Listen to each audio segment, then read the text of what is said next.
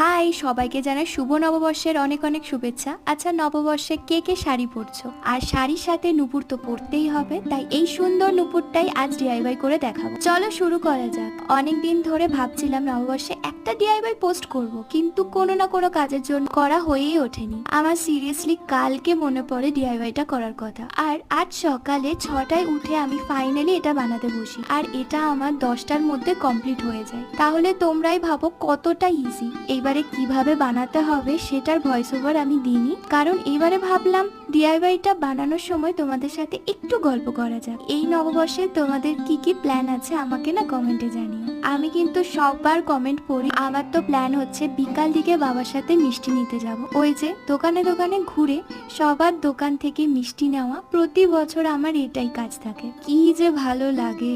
আশা করি এই বছর তোমাদের সমস্ত ইচ্ছে আর ভালোবাসা পূর্ণ পাক। আজকের জন্য এইটুকু।